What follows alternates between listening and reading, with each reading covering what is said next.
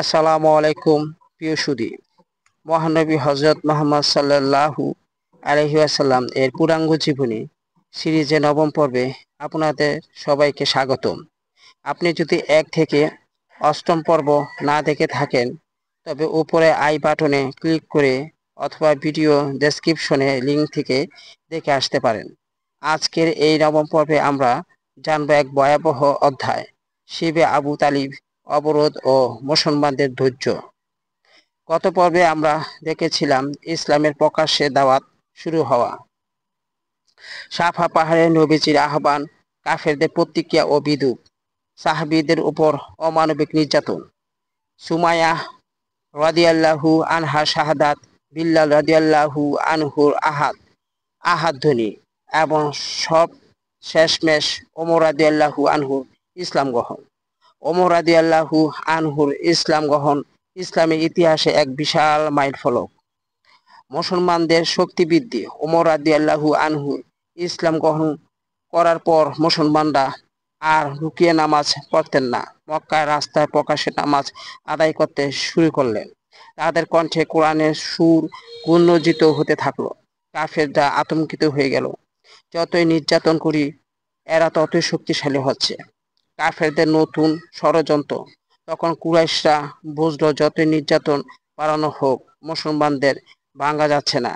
তারা নতুন পরিকল্পনা করলো, এবার আমরা তাদের সমাজ থেকে কেটে ফেলবো। তাদের মাথায় কেউ কথা বলবে না, বাণিজ্য করবে না, বিয়ে শাদী করবে না।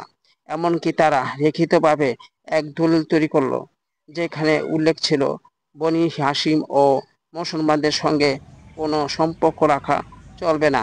এই দলিল তারা কাবাব দেয়ালে ঝুলিয়ে দিল। শিবে আবু তালিবের নির্বাসন।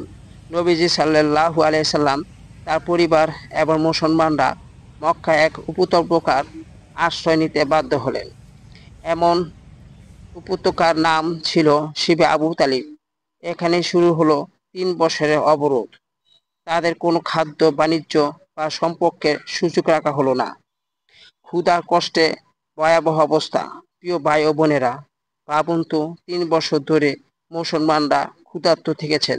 শিশুরা ক্ষুধার্ত কাঁদতো, তাদের কান্না উপত্যকার বাইরে থেকেও শোনা যেত।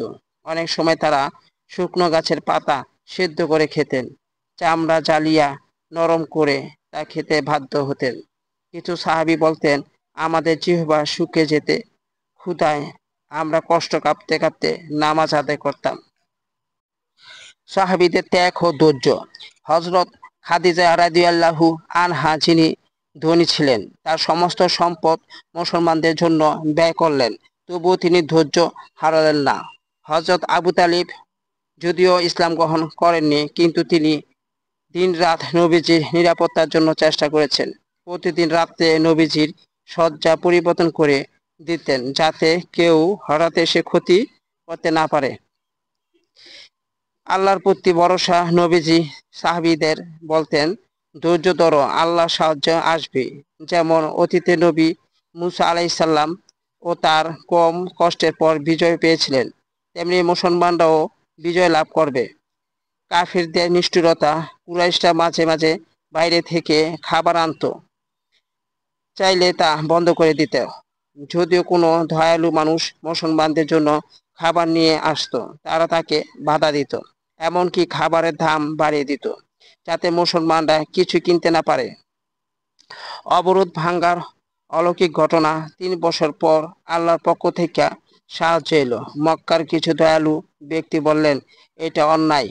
তারা যখন কাবাব দেয়ালে টাঙ্গালো দলিল দেখতে গেল, তখন দেখা গেল দলিলের সব লেখা পোকা খেয়ে ফেলেছে, শুধু আল্লাহর নাম অক্ষত আছে।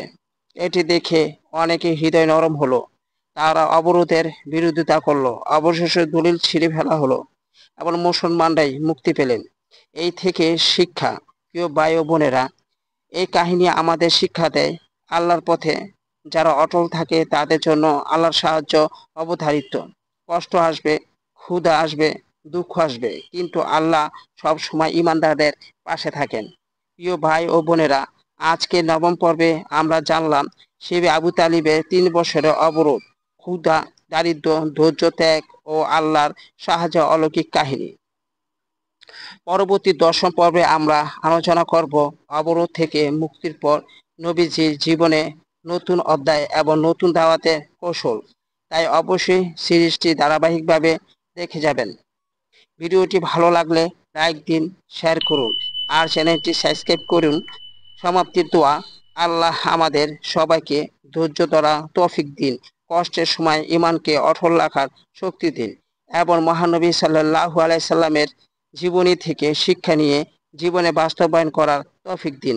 আমিন।